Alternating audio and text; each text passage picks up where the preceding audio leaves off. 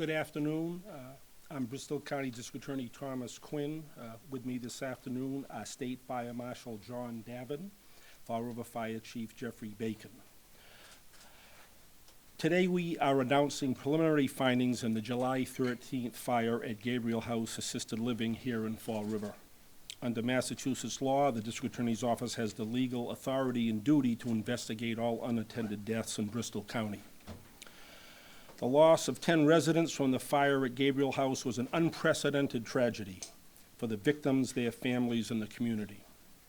Like everyone here, we mourn their loss and offer our heartfelt condolences to the families and loved ones who are still grieving and anybody impacted by this terrible tragedy. I would like to thank the first responders for their efforts in assisting the residents of Gabriel House during the fire. Firefighters and police officers risked their own personal safety in rescuing and evacuating residents under very difficult circumstances. I commend them for their actions, and we all owe them a debt of gratitude. For more than a week, Bristol County prosecutors and state police assigned to my office have worked very closely with the agencies represented here. The investigation being conducted by these agencies is very active and will be ongoing for some period of time. We recognize the public interest surrounding this significant event and the needs of families for some information on the origin and cause of this fire. It was clear after a preliminary examination of the scene and initial interviews that the fire did not appear to have been set intentionally. During this past week, investigators have retrieved and recovered more evidence, reviewed video footage, and spoken to more witnesses. The conclusion remains the same, that the fire was accidental. Before we hear from the State Fire Marshal on the cause of the fire, I would like to ask Fall River Fire Chief Jeffrey Bacon to step forward and say a few words. Chief? Thank you, DA Quinn. First and foremost, I want to express what I've heard from every member of our department and the Fall River Public Safety community over the past week. The Gabriel House victims, the survivors, and their families have not left our thoughts for a single minute since last Sunday night. I can't imagine the loss they suffered or the pain they feel. What I can say is that every firefighter at the scene that night gave 100% and then gave more to preserve as many lives as they could under catastrophic conditions. This includes dozens of off-duty personnel who raced to the scene to help. We have a philosophy in the fire service: you risk a little to save a little, and you risk a lot to save a lot. And they risked everything in hopes that others might live. So we mourn the lives lost and the decades of family memories that were erased as a fire, smoke, and intense heat tore through Gabriel House. I ask that you say a prayer for these families, and I also ask that you spare a thought for the first responders who are confronting their own trauma. They did a job no one should ever be asked to do, and I know they would do it again. They represented the very highest traditions of the fire service. Finally, I want to recognize the behind-the-scenes work of our Fire Prevention Bureau and fire investigators, Deputy Chief Neil Furtado, Captain Eric Caffrey, Lieutenant Doug Rosenberg, and others have been working around the clock with the Fire Marshal's Office, the DA's Office, and State Police. Their experience and expertise helped bring us to where we are this afternoon, and I'm deeply grateful for their commitment and professionalism. Thank you.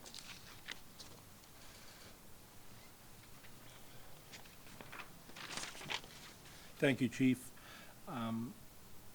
At this time, I would like to call on State Fire Marshal John Davin to discuss the findings related to the origin and cause of the fire. Marshal? Thank you, District Attorney Quinn. Our primary goal at Gabriel House is to determine the origin and cause of the fire, where the fire started, and what started it. I want to recognize the tremendous work of our state police fire investigators who led this investigation. You've all seen some footage and heard some firsthand accounts, but it's difficult to imagine the fire damage at the scene and the chaos reflected in the conflicting witness testimonies. These factors can make or break an investigation. This work would not have been possible without Chief Bacon's steady leadership and the constant collaboration of the Fall River Fire Department. I also want to thank the State Police Bomb Squad, Collision Analysis and Reconstruction Services, and the Drone Unit for their technological contributions to this investigation. The Bristol County State Police Detective Unit was an invaluable resource for us, starting on the night of July 13th and continuing through today. And I especially want to thank District Attorney Quinn and his team. Their assistance and expertise with various legal processes has allowed us to gather important evidence associated with this case. Investigators determined that the Gabriel House Fire began in a residence room located on the left side of the second floor of the structure. As the district attorney said, they found no evidence of an intentionally set fire in this room. They found no signs that cooking, lighting, heating, electrical outlets, or other appliances contribute to the ignition of this fire. They found no candles, incense, or related items. They did locate the damaged remains of a battery-powered scooter. We believe that the damage was product of the fire rather than the cause. Investigators also identified an oxygen concentrator and numerous smoking materials in the room. Tragically, the occupant was among those who lost their lives on July 13th, and we could not speak to that resident to get an account of the fire in its earliest stages. As a result, the available evidence left to them was two possible causes. One was an electrical or mechanical failure involving the oxygen concentrator. The other was improper use or disposal of smoking materials. We use a document known as NFPA 921. It's the internationally recognized framework for evidence-based fire investigation. NFPA 921 recommends that investigators consider the cause undetermined when they can't narrow down multiple potential factors to one singular cause. For these reasons, we have at this time classified this fire as undetermined with two possible ignition sources, both of which were clearly accidental.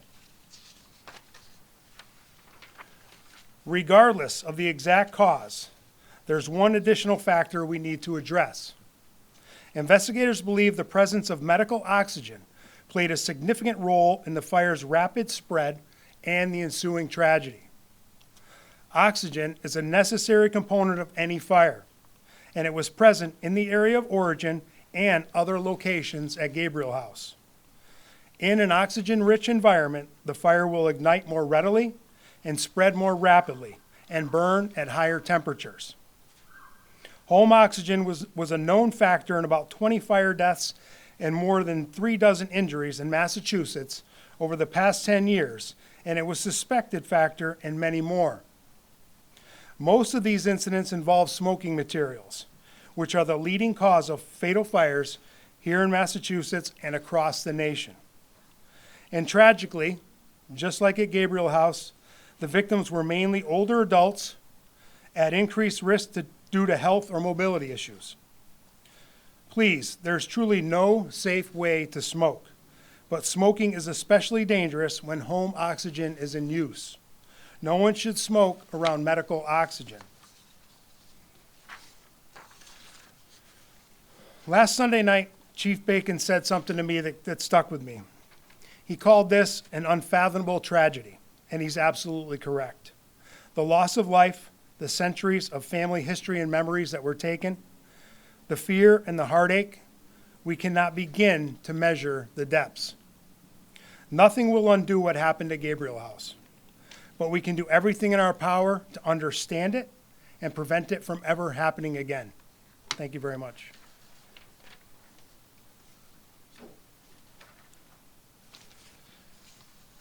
Thank you, Marshal Davin. Again, these preliminary findings and an ongoing investigation that we believe are important to release to the public at this time. There are other aspects of this ongoing investigation that we're not simply in a position to discuss at this point. We'll field some questions if we're able to respond to them. Yes, sir. When did the fire start? Exactly. Do you know? Precise time? Was it early, I think it was early Monday morning, this past Monday, and fire department and emergency personnel responded to the alarm. You don't have a specific time for that? If you'd like me to. So the box alarm, the automatic alarm, was the first reporting alarm at our dispatch center, and that came in shortly after 9:30 PM. I believe it was 9:38 or 9:39. And sorry, just to follow up, where in the building were people rescued by first responders, and what was the time frame roughly from when the first person was rescued to the last? That's ongoing part of what we're sorting through. This is a major scene. What you're referring to is what we call in the fire service a post-incident analysis. On a typical three-decker fire, that takes a couple hours. On this fire, it's going to take a couple weeks to really put together the stories from the 35 responders that were in there and all their actions at that fire. So I ask that you give us some patience so that we can make sure we have the accurate information for you. Was smoking allowed in the rooms, or was that a violation of any rules? I wouldn't comment on that at this point. This investigation is ongoing. It involves a lot of, many different aspects to it. And we're going to continue to investigate, but I wouldn't comment on that at that point. Sprinklers working as much as they should have? Well, the issue of the sprinklers are part of the ongoing investigation. Evidence is being collected and evaluated, and that's all I would comment on that issue at this point. So is that the other cause, or do you plan to? Any other things that are part of this ongoing investigation beyond the sprinklers, smoking in the rooms? What are some of the things you're looking into right now? Well, as Chief Bacon mentioned, there's a number of aspects to this. Again, we want to provide some information, but I think just anything that's relevant to the fire and what transpired. We have 10 people who are deceased. Others were injured.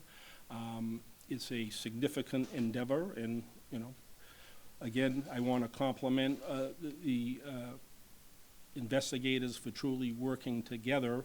I was at the scene yesterday. It's a significant scene to process. A number of people involved, and various aspects of this are being investigated. We just mentioned, you've heard of the cause and origin. That's the first point. Factually say this was not an intentionally set fire. That's a significant issue in the case. And you heard Marshall explain some of the specifics of that, and there are other things we're going to investigate. I'm not going to get into all of that now. The reference to the sprinklers is something that's under investigation, and other relevant issues. How optimistic are you that you're gonna find a cause within the first 2 weeks? How optimistic will you actually be able to determine a cause rather than right now that it's confirmed? I don't understand. I mean, cause meaning whether Will you it's, be able to zero in on one of those two, or is this the end in terms of cause one? Marshall address that. So right now, it's undetermined, because as I said, we have, the home oxygen use, the smoking material, and the oxygen concentrator. So we may not be able to define between the two, but we're going to continue to investigate, but I don't have a time frame of when that will happen. Can you tell us in what room did the causes, undetermined causes that No. what happened? Second floor, left side of the building. In addition to the box alarm, do you guys know if anyone called 911 from the scene, Chief? Chief? Yeah, I haven't been able to sort through all those, but there were certainly 911 calls that were received shortly thereafter, if not simultaneous, as the alarm coming in. Chief, did someone pull the box alarm? Was it a pull, or how does that work? I don't have that information. That's going to be part of the investigation when they determine through the fire panel in the building. Were most of the fatalities concentrated on that left side of the building where you said the fire started? Or? Again, we're still putting that together, so that's something that we'll get to you once we know that accurately. How quickly did the fire spread to the rest of the building, and what factors accelerated the fire? We're still looking into that as part of our post-incident analysis. I think that the marshals spoke pretty well about the oxygen in the building being a factor. So that's still part of the investigation. Did employees at the Gabriel House follow an evacuation plan? Was there a plan in place? I'm not aware of that information right now. Can you explain what an oxygen concentrator is exactly? The oxygen concentrator that you mentioned was, could be a possible cause. Can you just explain that for us? Sure. I'm not an expert on it, but I'll give it a shot. So when someone's on home oxygen, the concentrator is basically what, I guess it adds more, I don't want to give you the wrong answer, but it basically hooks up to that machine before they breathe it. It's not just coming out of the tank, it's coming out of the oxygen concentrator. Can you speak to the public safety aspect of this? What is the message for, residents living in assisted living facilities? How do you prevent something like this from happening again? Well, again, it's following the rules of the building and the ownership. And again, I think, smoking, you should never be smoking near oxygen. And I think that was a significant factor in this fire. And it wasn't just, in that origin room, we have oxygen throughout that building. So that contributed to the speed of that fire. Due to the extensive fire damage that you saw at the facility, do you think that the facility will need to be demolished? I only was in there for a short amount of time. I can't answer that question. Are you aware of other fires at assisted living homes that started with an oxygen concentrator? Not off the top of my head, no. You could contact our office and we could research that for you, absolutely. Was there any Attorney, unique what have you challenges learned to about, the what have cause you of learned origin? about what the owner and the employees at the facility did or didn't do? Did they follow rules? What are you looking into there and what have you learned? The investigation is looking at a number of, again, relevant factors. We're here to comment on the cause and origin. If we, and again, this is a significant event that isn't going to be resolved in a week. So we're looking into anything that's relevant to the cause and origin of the fire. And we'll continue to spend a lot of effort on it. And at some point, when there are further information that can be corroborated and stated clearly, we will inform the public. Is there a criminal investigation into this issue? Well, the district attorney, as I said, is in charge of all unattended deaths. This is a substantial loss of life, and the district attorney has the statutory authority to investigate these cases. We'll see what comes of it. So is Mr. the Quinn, condition Mr. of the home a do you know- relevant factor? Is the Excuse me? Is the condition of the building a relevant factor for you? Is that what you're looking at?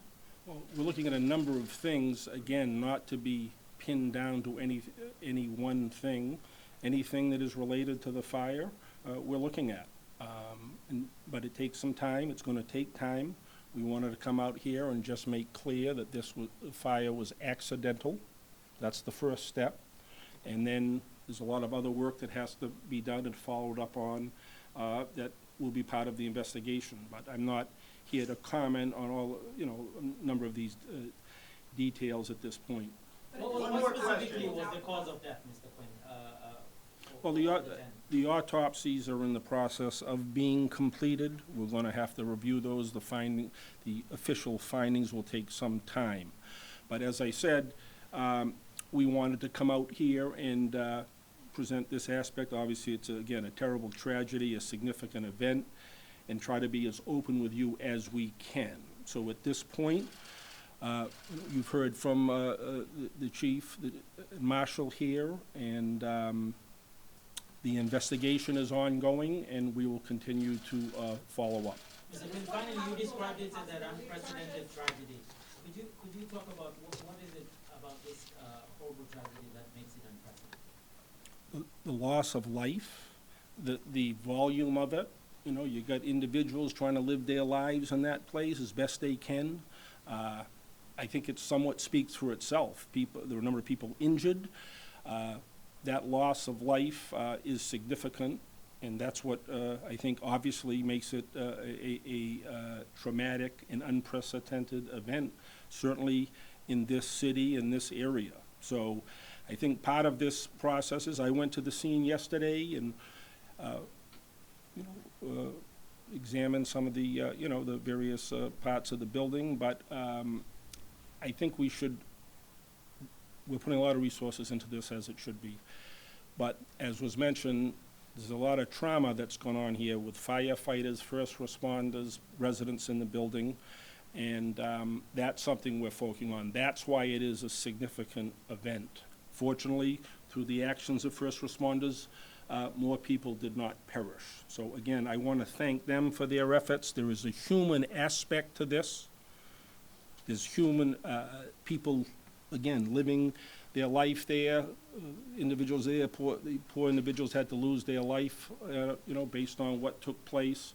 And it has a human impact on everybody involved. So again, I'm going to end it on that note, thanking sincerely the first responders, the investigators, firefighters, police, who responded, and in many cases, with disregard for their safety, helped these people to safety and help them evacuate them. So I want to thank them, and hope in the future, as the investigation progresses, we'll have additional information for you. Thank you very much.